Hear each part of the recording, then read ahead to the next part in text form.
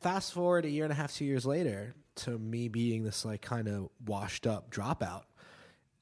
She hit me up out of the blue and said, "Matt, hope you're well. It's been a while." Funny story, I tracked down the creator of Skins. I happen to be interning for him now. We do this thing in the writer's room that he did in the UK where we invite teenagers and young adults to read script drafts and, tell their own stories from school and maybe punch up the slang. Are you interested? Kind of as a thank you for introducing her to that show. And, I jumped at the opportunity and I remember just asking Brian, the creator, can I meet the music guy? And he said, just email me a mix. Next day, he goes, hey, come to my office. And then he goes, can you do all the genres? And again, I'm thinking to myself, well, not jazz or country. And I have no idea what you're asking. But I'm just going to say yes. Yeah. And he goes, great, I need you to quit your day job. Yeah, check it out. I'm your host, Corey Cambridge. Yeah. Everybody tuning in, you invited. No matter what mood you in, get excited. Everybody love the music. Let me tell you how they do it. Whether writer or an agent, let me tell you how they made it. You are now talking to a silent giant. Wanna walk in their shoes, silent giants. Wanna study they moves, silent giants. Wanna know what they do, silent giants. Silent giants, y'all. Welcome to the Silent Giants Podcast, a podcast highlighting the superstars behind your favorite superstars in creative industries. I'm your host, Corey Cambridge. To keep up with the latest on the show, be sure to follow us on Instagram at Silent Giants Podcast. Also, to keep up with my life, music, and more, be sure to follow me as well at Corey Cambridge. Today on the show, we have a very special guest, music supervisor Matt FX, the silent giant behind the hit TV show Broad City. Matt tells us what it's like growing up in New York City, how he became a music supervisor, and how one day he hopes to win a JB guide. Yeah, I said it, a JB guide. So without further ado, let me introduce you guys to the silent giant, music supervisor, and my friend, Matt FX. So Matt, where are you from? I am from New York City. I am from downtown New York in Greenwich Village, West Village.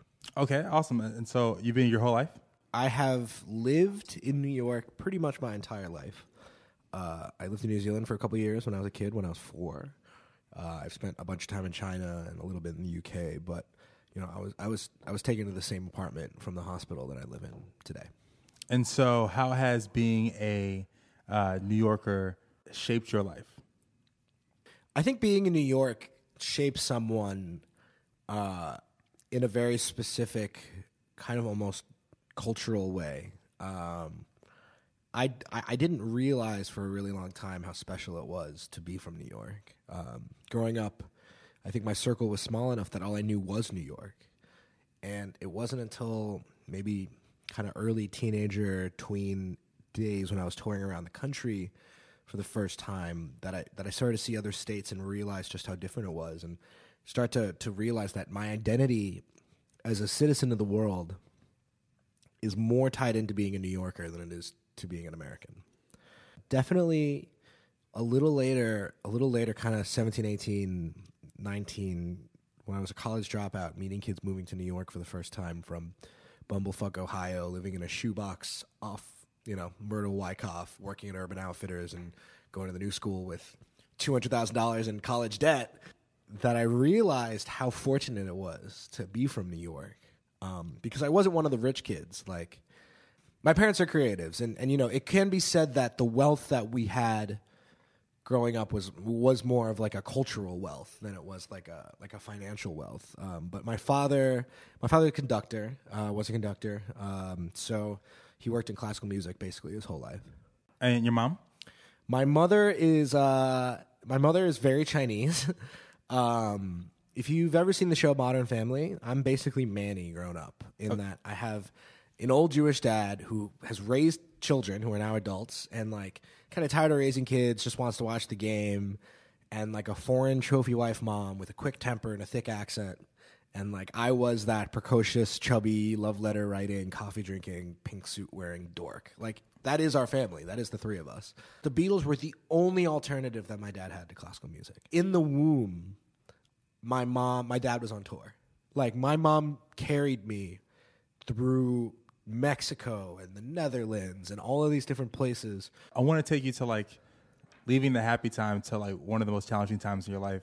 You had mentioned about boarding school. Boarding school. What was your boarding school experience like? Boarding school was crazy.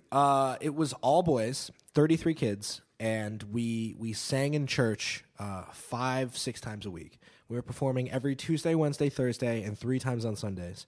My dad had a relationship with the choir master at that school.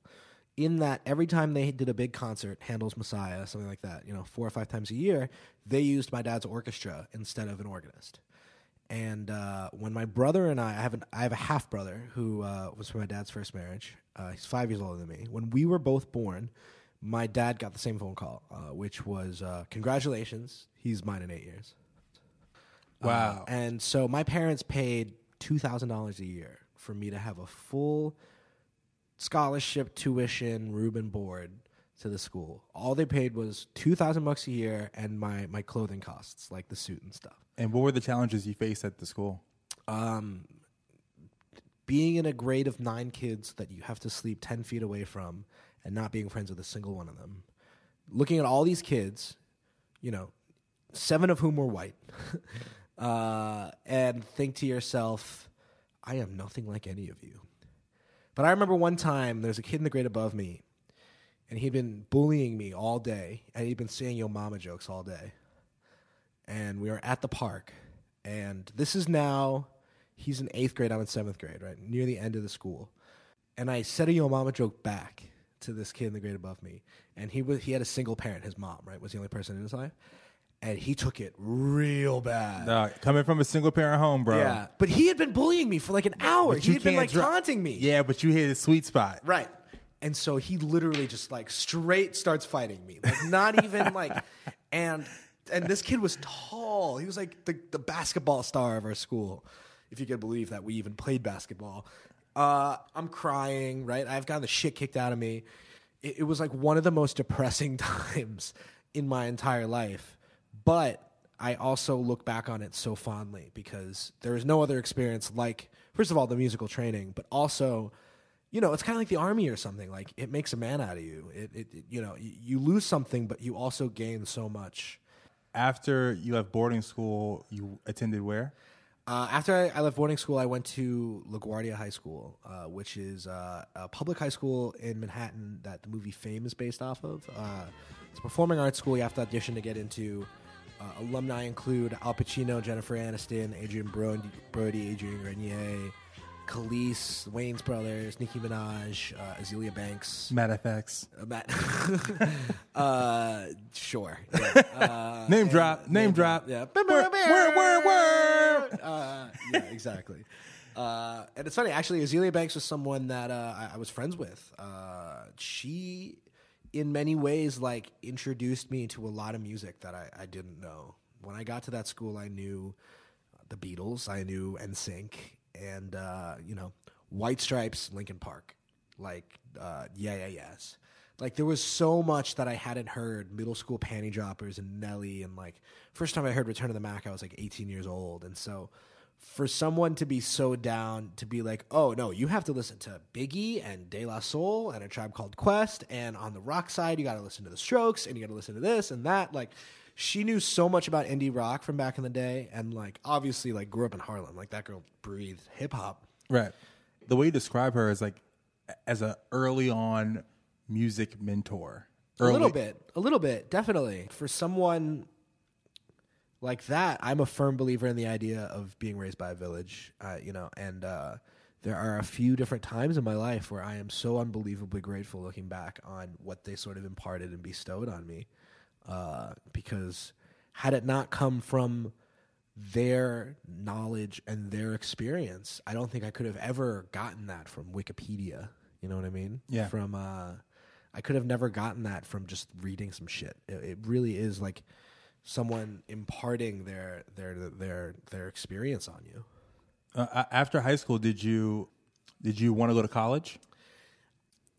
I don't know. The way I approached it was like having now had this ridiculous upbringing with New Zealand and China and boarding school and New York. Like I wasn't going to be happy at any old University of blank college town. And I figured if I'm going to do this, I want to be in a city with a really cool music scene. So I made a list, and I used process of elimination by cross-examining the schools in that city against their music. And so Austin, Texas, LA, Chicago, Baltimore, New York, London, Paris, Montreal, Glasgow, trying to think of what were the coolest music cities of that day, and then see if I can get into those schools. And I wound up with a choice between Baltimore or Glasgow. And I took the latter, having, my headmaster in St. Thomas as a school being a very British institution. And then I had a British boss as well in high school that I was working for, who was based out of London.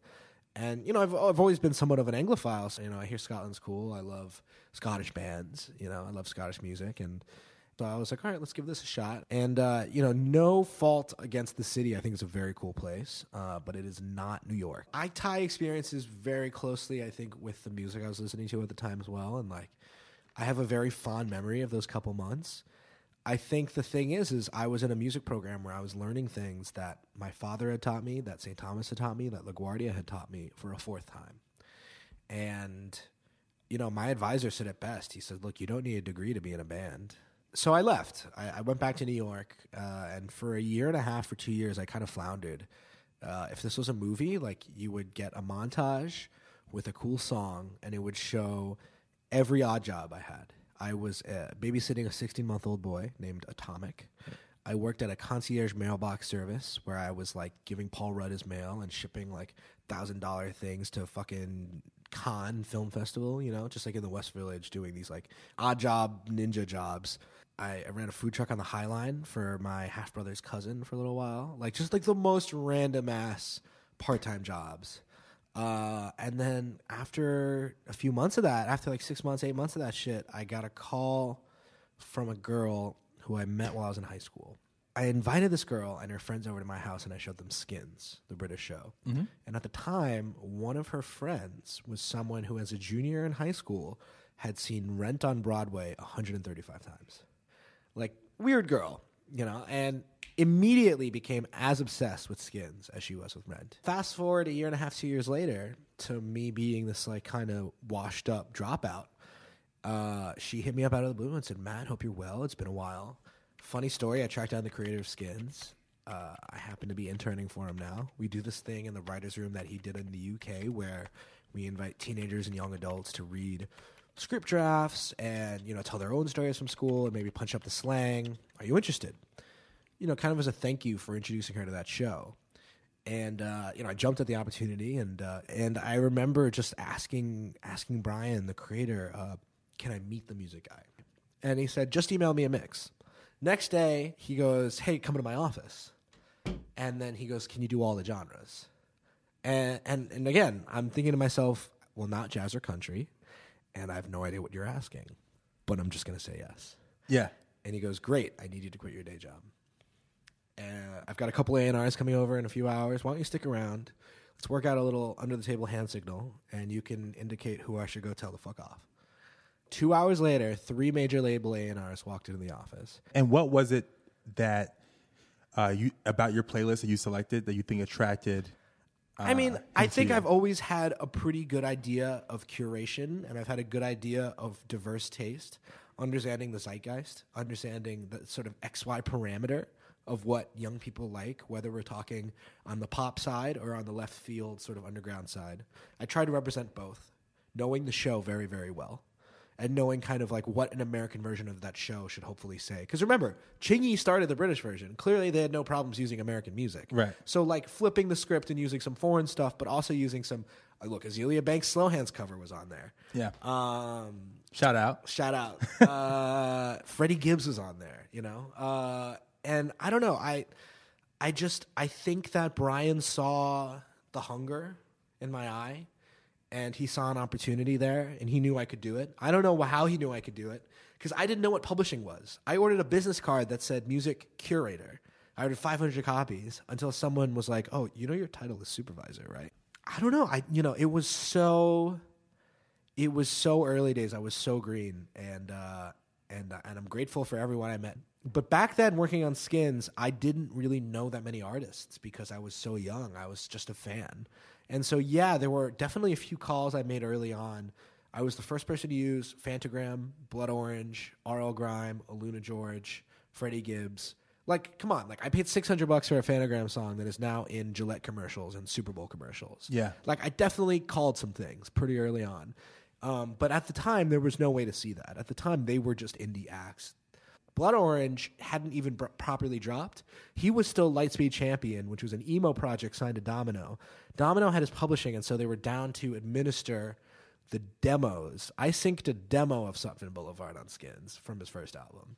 Like, It was like very early days. And so, I don't know. It's interesting because Skins was one of the most critically reviled shows when it came to America.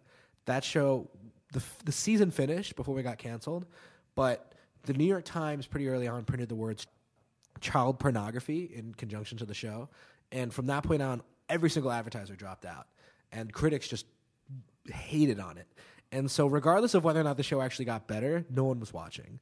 To the point where the only ads that were appearing during the commercials were Paramount Pictures ads because Viacom also owns Paramount. Every advertiser dropped out. It was just movie trailers during the commercials, which is in one way kind of lit, but like not something the network wants. Right. And yeah, so like after that show got canceled, I sort of just thought that like supervision wasn't for me, that it was a fluke. Some random other odd job I did. Like, I kind of went back to the drawing board a little bit. I got another phone call, kind of like the one I got when Jennifer called me about Skins from the assistant editor of Skins, Sam Rosenberg. And he called me out of the blue, and he said, Matt, long time, hope you're well. It's been a few years. I'm working on a new show. It's not working out with our music guy. We're going to air in 4 to 5 weeks, and we just fired him. I've been telling them about you, and they're ready to meet you. Can you come in? And that show wound up being Broad City. Look, Broad City is probably the single greatest thing that happened in my career. From what aspect of music supervision, what are the like struggles and hurdles that come along with that? It feels like one of those roles where this is like the perfect job ever. What hurdles and obstacles do you experience? People don't realize, I think, how much budget plays into music supervision. On a show like Broad City, which is in effect a very low budget show on Viacom, which is a very low budget network when it comes to music and other sort of expenditures, I'll put it in perspective. To license started from the bottom from Drake at a discounted rate, at a not full price, $60,000 to use in the episode. To use once on television. For a commercial, it would probably be double or triple that. I have less than an eighth of that amount of money. Well, no, I have about an eighth of that much money to do an entire episode of Broad City, to do 15 to 25 songs. So it's not have fun, put all the music you want in the show. It's like, here is nothing. Here is $25. Cook me a 5-star meal. It's really on you being the supervisor to discover new music. Exactly. When I was doing Skins, I had a little more than twice what I had on Broad City. And even then, when I was calling labels, it was like, I know this is nothing, but this is going to be a great show. On Broad City, when labels hit me up, the first thing I tell them is how much I have. And most of the time, 2/3 of the time, they're like, oh, okay, thanks, all right, have a good one. And that's changed a little bit as the seasons have progressed because obviously the show's gotten bigger. And some artists will tell their labels, fuck that, I want to be on the show regardless. I don't care how much we'll make or how little we'll make. Publishers, traditional publishing companies could not care less. I do not work with Sony ATV on the show. Maybe 1 or 2 songs a season because we have to have that song. But even then, it's a 6 to 8 week battle. You know what I mean? How much I'll spend on one of those songs will be like a third or a quarter of my episode on one song. So for me, on a show like Broad City, it is utilizing those connections I made when I was DJing a few years ago. You know what I mean? When just on Facebook, meeting artists, this community, the sense of, I was telling you before, hitting up these producers and, getting music for $500, $600, because that's all I can afford. And again, it's like, have I not had these people in my life, I wouldn't be able to do this job. Had I not had Facebook, I would never have been able to do this job. How did Facebook influence you? How do you think I hit all these people up? Via Facebook? Via Facebook. You are pretty active on Facebook. Meeting new people, the amount of artists I've like met just through like random ads, you know? So you've gone from being behind the scenes to now in front of the camera. Yes, recently. In the past year, I've started hosting. How did that transition happen from music supervision to on-air hosting? Right. There's not a correlation there. Hey, look, man, that's a great question. I wish I knew the answer exactly. But out of the blue last year, I got hit up by MTV, and they hit up they actually tweeted me over DM and said, "Hey, you know, we work with MTV, and we want to know if you can get your manager's information." And do you enjoy being in front of the camera? I do. I don't know if I would ever necessarily act, and it's definitely not something that I would like to do forever. But in the same way that I never expected to be a music supervisor, I never expected to be an on-air host, and I've been able to nurture and cultivate those sides of me through the opportunities that have been sort of directed my way, and I'm grateful for them, and will continue to sort of field them as best as possible. What is your goal as far as like you want to be remembered as? Is like Matt FX is this when it comes to your art? I have this like half joke. It's not a joke at all, but it is a very easy way to put a label on a very very big undertaking. I'd like to be the first person on the planet with a JBEGOT. What's that? Do you know what an EGOT is? Of course. So I think Emmy, Grammy, Oscar, Tony. That's correct. So a JBEGOT is an EGOT with a James Beard Award up front. So I would like all 4 of the originals as well as excellence in culinary arts. Okay. And I know that you can win a James Beard Award for being a restaurateur, for working in your community. You don't have to be a chef who spent 20 years working on a line, because clearly that's not my path. I love food. I love cooking. But I won't be able to put in that time the way that true chefs do. But hopefully one day I will have the asset, the restaurant, the experience that will award me that honor. And really, I just want to do cool shit. You know what I mean? Right now, I'm 25 years old. Do you know how damn grateful and lucky? I mean, I keep saying it, but it's true. Do you know how happy I am to go to South by Southwest on Spotify's dime? Damn, someone brought me down here to like go to food trucks and interview people. Like, yeah, you know what I mean? Like, fuck, like, God bless, like, thank you, you know? And like, and for lack or lieu of having the assets to direct my own film that doesn't exist yet, or to, you know what I mean, to like open my restaurant that I don't have the assets to open. Like, I'm so happy to live these experiences, and hopefully someday I will get to do bigger and better things. But the only way that I can ever confidently do these bigger and better things is if I was properly prepared. Right. And I think all of these different experiences are hopefully preparing me for what's next. Spotify. Describe, Unpacked. Sure. I just hosted a podcast called Unpacked for Spotify. I was a co-host alongside one of their VPs of talent, this woman named Michelle Santucci. And we went down to Spotify. We shot 5 episodes. We recorded 5 episodes.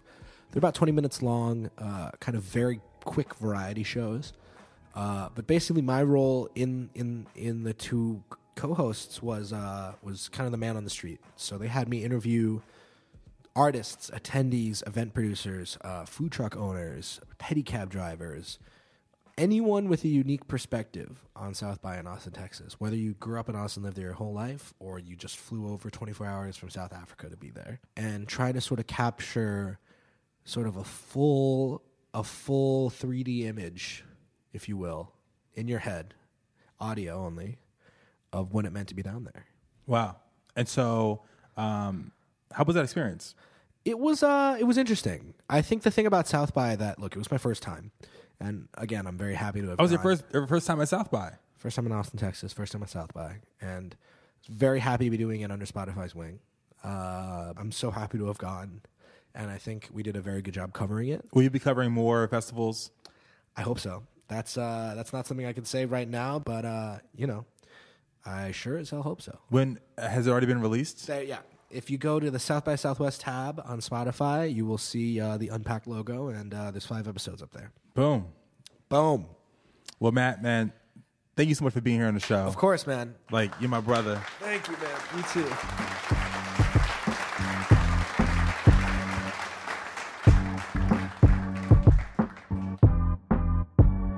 This episode of Silent Giants was recorded at Alley, New York City's #1 co-working space. Before I go, I want to say thank you so much to the Silent Giants behind the Silent Giants podcast. Thank you to executive producer Samuel Woke, producer Joshua Gwynn, editor Richard Mallory, and videographer Heather Hamilton. I'm your host, Corey Cambridge, signing off till next time.